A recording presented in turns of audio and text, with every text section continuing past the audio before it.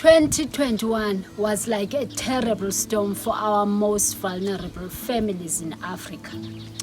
We know that the pandemic and climate disasters hit people everywhere. But while people elsewhere are dreaming about recovery and the future, many of our families and communities here are only thinking about survival for today. The reality now is hunger and loss of hope, and our education system that has now been knocked 20 years back. Yes, as Christians, we need to join families in this survival, but it is not enough to survive. Christ came on this earth to give the gift of abundant life. We must do the same. Families are so vulnerable that they can barely survive when storms come. This needs to change. They have to be equipped to stand. This is the gift we must give. And this is our work as hands at work in Africa. Belita lives in Chibuli community in central Zambia, where she is raising her 2 young granddaughters, Exhildah and Mary.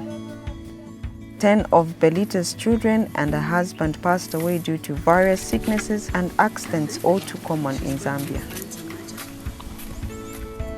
It was an impossible burden to work through the grief in her life, and soon Belita found herself sick and eventually in a crisis, spending days in bed and unable to move.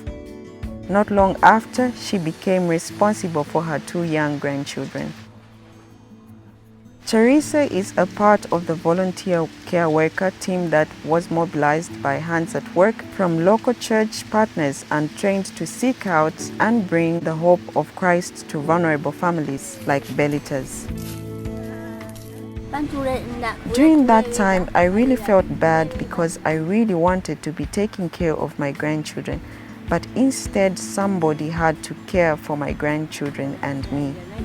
I wish that I could take care of my grandchildren. Teresa and the care workers began visiting every day to encourage Belita and build trust with the girls. They brought food to the home, spent time praying together, and helped seek medical treatment for Belita. I felt relief because those grandchildren came here because of me, hoping that I was going to be taking care of them. But then I got sick and couldn't take care of them. I want to thank God for the people who surrounded me because they lifted the burden from me. Belita began to improve. Soon she was walking out of bed and able to better care for her grandchildren. As she came out of physical crisis, Belita opened up to emotional healing, and the care workers included her in their relationship group for other caregivers like her. Being surrounded by care workers and some of the other caregivers has been really helpful for me. Not just to me, but even to my grandchildren. They have really helped me to be who I am today because they have spoken into my life, encouraged me. This relationship has been more than a family to me. The family was healing, yet they remained dependent and vulnerable to the future challenges that they would certainly face. The family needed a way to secure more of their physical needs.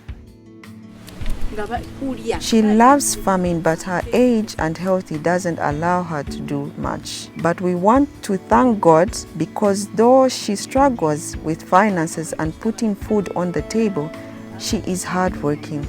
When she is feeling strong, she makes sure that she does something to provide for her family. She has the heart to work hard. The care workers supported Belita's dream to secure land of her own to build a house. And they worked with her to ensure she had the agriculture inputs and support she needed to start growing and harvesting her own small crop. It is a physical sign of the hope growing in their lives. We are mobilizing the local church, and they are fulfilling their biblical mandate to take responsibility for the most vulnerable in their communities. It is happening here, and this is restoring hope and resilience to families.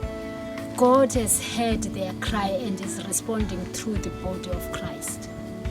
But we have so many children, grandparents, and communities that today are still vulnerable to any storm that will come. We must build up their strength to stand. We cannot do it alone. It will take the global church, the full body of Christ to work together. The church outside our communities must join our rebuilding. This has been a hard year for me and for everyone. And yes, we gave a gift to Belita.